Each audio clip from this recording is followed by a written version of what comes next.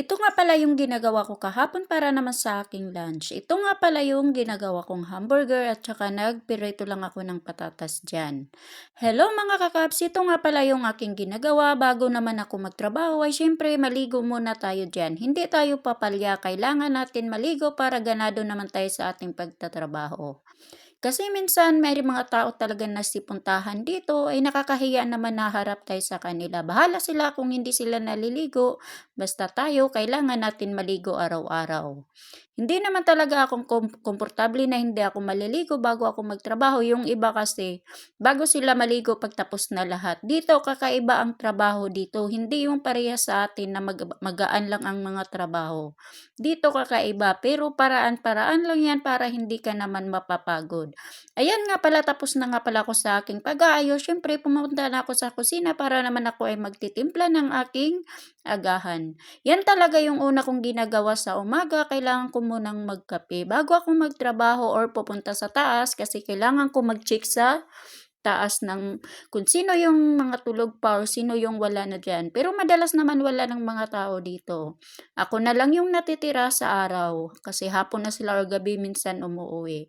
Ayan nga pala, yan nga pala ay pagkatapos ko pagpunta doon sa taas, ito nga pala ay nilalabas ko or binababa ko. Galing yan doon sa taas, ako lang kasi yung nagtatago niyan. Kaya ako lang yung kailangan maglalabas niyan. Walang iba kundi ako lang. Kasi ako lang yung nakakaalam, pati yung mga susi kung saan ko nilalagay yan. Kasi yun ang pakiusap ko talaga sa amo ko. Kung ako yung magtatago, wag nyo nang galawin para naman pag hinahanap, hindi na ako magkarakara kung saan ko pwede siya kukunin. Kaya yung mga susi niyan, nasa akin lang talaga. Lahat ng yung mga kwarto dito na iba sa akin binibigay yung susi.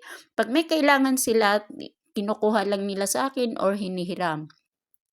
Pagkatapos naman binabalik, yun talaga yung lagi kong pinakiusap sa kanila. Pag ako yung nag-aayos, wag nyo nang galawin. Kung yun ay gagalawin nyo, tawagin nyo muna ako para ako naman yung magtatago. Ayaw ko nang ako yung tinatanungan nyo na hindi ako yung nagtatago. Ang hirap kaya noon. Ayan nga pala, itapos ko na nilinisan. Ayan, nilalagay ko na dyan sa may lamisa. Diba? Pagkatapos naman dito na ako sa kusina para naman ako ay magawa ng aking tanghalian. Yan nga lang pala yung aking ginagawa. Sana nga hindi na ako magka-allergy kasi nga sa manok, Diyos ko talaga naman. Tuloy-tuloy kasi din ang pagkakain ko ng manok. Hindi naman maiwasan na minsan kailangan natin kumain talaga ng manok. At yun naman pala ay nagka-allergy na ako. Pero iba yung pagkaka-allergy ko. Puro lang siya pangangati, pangangati. At saka yung para siyang namamantal, ganun. Hindi na siya nadala sa cream. Ang ginagawa ko na lang, humihinga na ako sa pagkain. Kaya ayun, kahit papaano, humihinto naman siya. Pero nakainom ako ng gatas lagi. Ayan nga pala, tapos na ako sa aking niluluto. At mayroon nga pala akong ketchup at saka yung mayonnaise na akin lang minimix. Ayan nga pala yung aking nilalagay dyan. Sana nga hindi na talaga ako magkaka-allergy kasi ang hirap kaya. Lalo na pag natutulog ka, hindi nakakaisturbo talaga yung pag may allergy kasi nga maano sa balat, mainit. Ayan nga pala yung aking niluluto, tapos na nga, bali nga pala ay ako ay kakain.